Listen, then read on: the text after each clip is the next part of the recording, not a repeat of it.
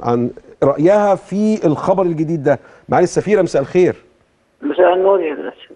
أنا معايا سيادة المستشار محمود فوزي المتحدث الرسمي باسم لجنة تعديل قانونية الانتخابات البرلمانية وبشريات الحقوق السياسية، وهو بيقول لنا دلوقتي إنه عدد مقاعد المرأة في البرلمان الجديد هتكون في حدود 70 من حوالي 500 حاجة و60، يعني نسبة المرأة زادت. ما تعليق حضرتك على ده؟ الحقيقة أنا بشكر اللجنة وبشكر السيد الوزير العدالة الانتقالية، وطبعا سيادة المستشار محمود فوزي ومساعديهم على المجهود اللي عملوه، لأنه في تيارات كانت عاوزة تساوي المرأة بالفئات، واحنا رافضين هذا التشبيه، لأن المرأة ما هياش فئة، المرأة نص المجتمع، وقلنا هذا في لجنة الدستور. وعشان كده في مادة منفصلة 11 ومادة 243 و 244 دي للفئات. نعم.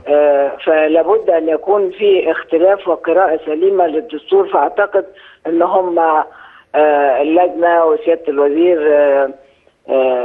يعني استجابوا لبعض مطالبنا، يعني ما هياش 100%، لكن بنشكرهم عليها، والمرات الجايه ان شاء الله الوضع يتحسن احسن. هل حضرتك شايفه ان ده نوع من التمييز الايجابي اللي بيدي للمراه فرصه، لكن لاحقا المراه تتحمل بقى مسؤوليه نزولها في الانتخابات بنفسها؟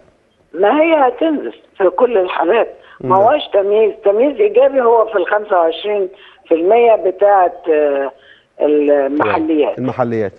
انما التمثيل المناسب اللي جه في الماده 11 عشان البرلمان تركناها بمحبه من السيدات وتقديرا لظروف البلد، ما قعدناش نصر على ال 30% اللي احنا كنا عاوزينها تتنص عليها في الماده 11.